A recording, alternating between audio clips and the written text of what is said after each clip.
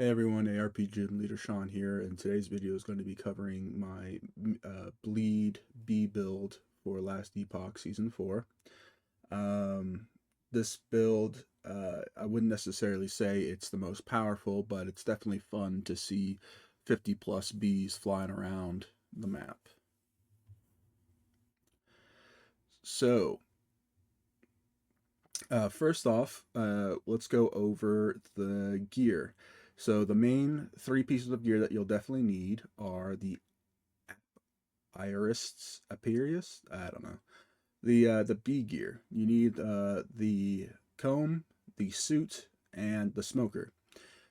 These are going to generate a couple bees, and that's good. Next, we're gonna go with the Bloodkeeper's Nest. That's will be the next essential item. Um, and then the other two items that I technically don't have, but would definitely drastically improve the build, is here we have the Jungle Queen's Chaps of Holding. And if you see here, the modifier I have is 4B summoned on potion use. So what that means is that um, since we have 16 potions, we can summon an extra like 20 bees or even more for boss fights or for rares that are hard to kill. The other thing is, so the reason why we're not taking the Beekeeper's gloves is because we are not in this build doing melee hits. Being in Spriggan form, there's no way to do melee hits. So instead, we're going to go Jilra's Obsession, and then we're going to have chance to apply Shred Armor on hit because the stats on Jilra's Obsession also apply to your minions. So having all those bees shred the enemy armor, they do physical damage. It's just a really good combo.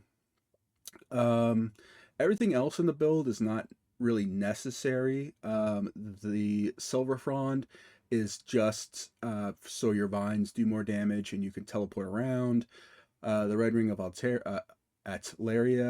is just for more resistances and such. I don't even have one, so. And then the Tears of the Forest is to maintain Spriggan form.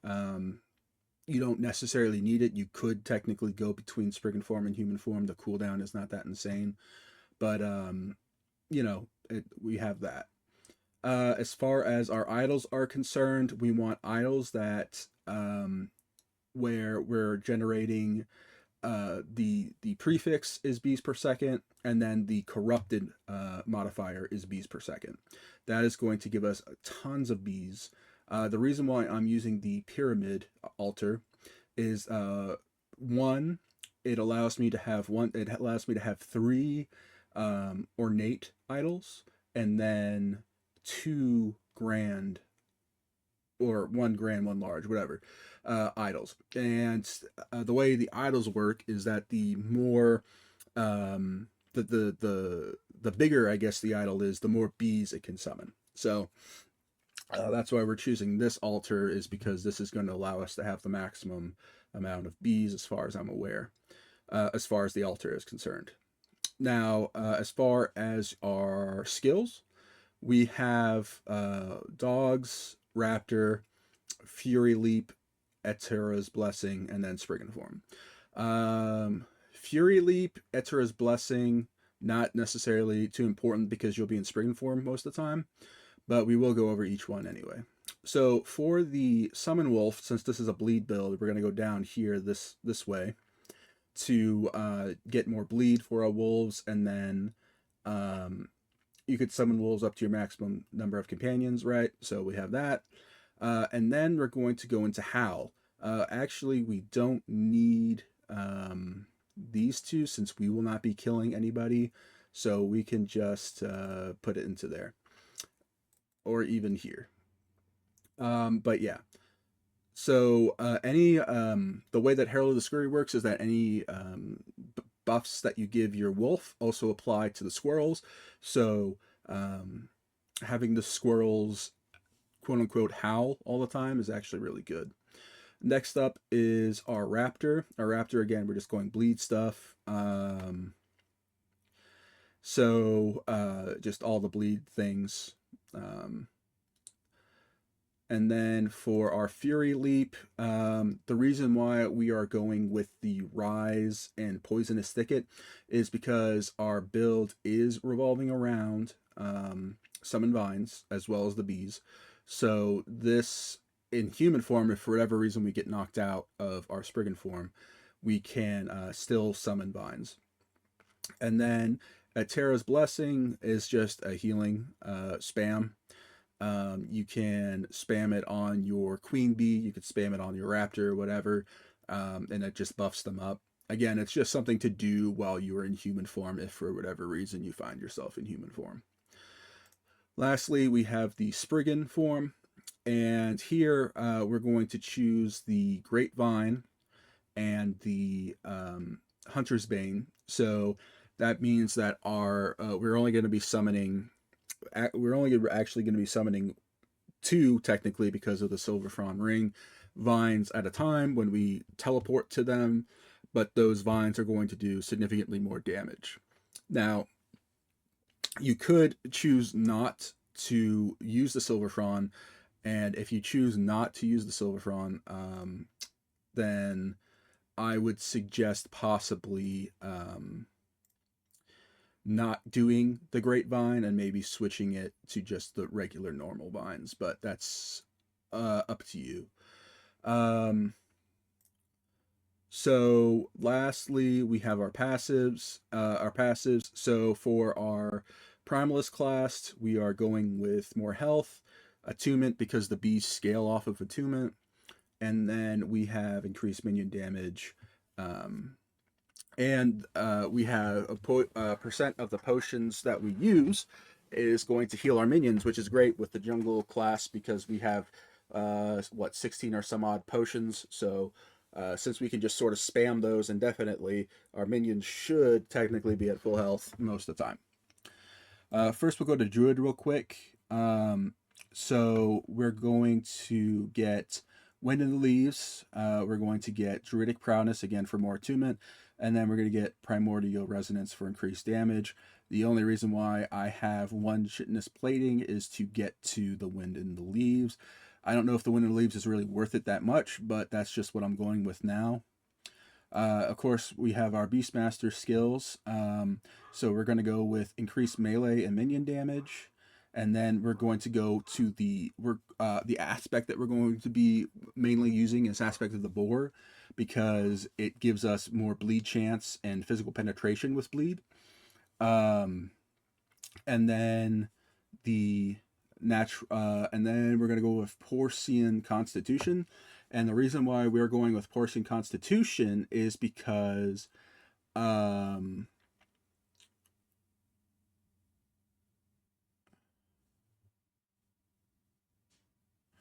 is because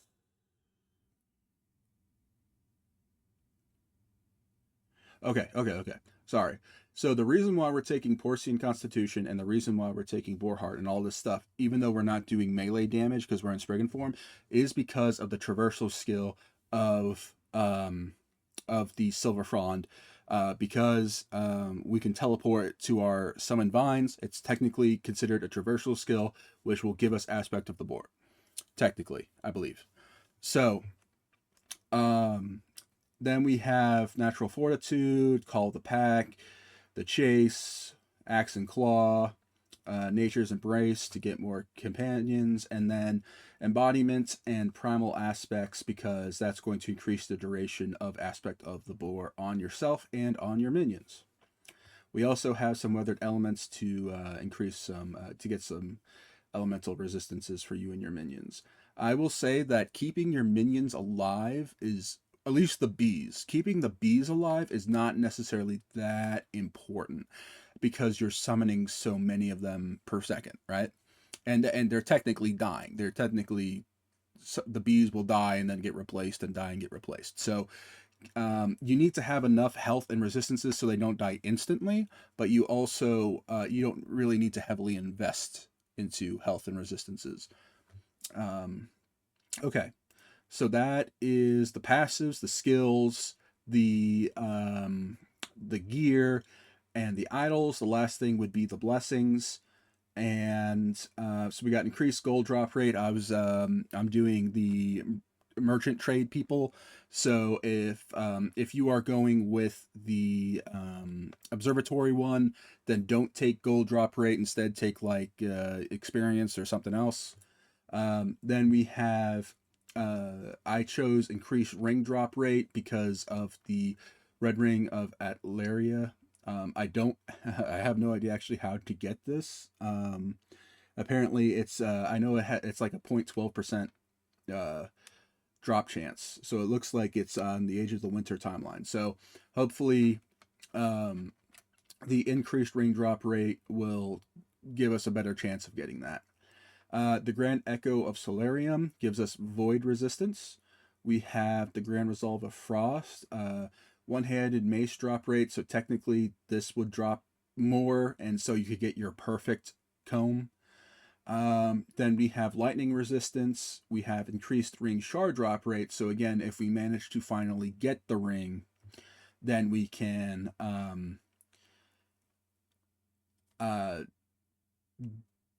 put the affix that we want onto it.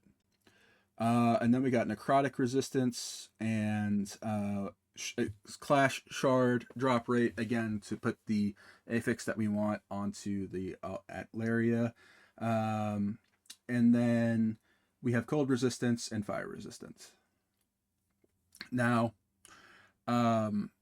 this build I don't think is optimized. I am not a 100 IQ, 1000 IQ, whatever, ARPG player. So what I did was I went back and I looked at some of the flaws and things that I think I could improve, and I made another build that someone else can maybe try out. In this build, it's you're a druid instead of a beastmaster, and it's more poison. The things that we are going to change, the idols and the idols are the same, by the way. So that's why I didn't do anything here. But the things that are different is that we are taking Artor's Legacy, because that's going to give us more companions. That's pointless. But it will give us +2 levels of minion skills, which is nice. So this actually is not that great. So we'd probably replace this with something else. But the reason why we're not going Herald of the Scurry, though, is because I'll show you later in the passive skills why we're not doing Herald of the Scurry. Next up, we're going to take Bones of the Ancestral Pack. So because we have so many freaking bees on the screen at once, even if it is a 7% chance to gain a stack of Ancestral Pack, you will gain stacks of Ancestral Pack. When I was doing my test run of this build, I had Ancestral Pack up 24/7. I'd have at least 3 stacks of it. And if I was constantly going from enemy to enemy to enemy to enemy, it would just keep increasing. It's pretty crazy. And then everything else is the same as far as gear goes. Again, maybe this helmet might not be the best, but if we're not going here to the Scurry, I guess you could make your own custom helmet instead, but that's up to you. And then, so the reason why we are doing this is because we are all right, so this is the same. These 3 things are the same. Then we're gonna go to Beastmaster. Okay, so what we actually need to do is we need to put 1 point into Artor's Loyalty, and then I want to put more points into Envenom, but we'll see. But for the Druid, because we're going Druid now instead, we're going to go Chitinous Plating for more armor, Claws of the Forest for the poison, Druidic Prowess for the attunement for the bees, Focus Wrath, that allows us, so that way when we're in our transformed Spriggan form, that we do more damage.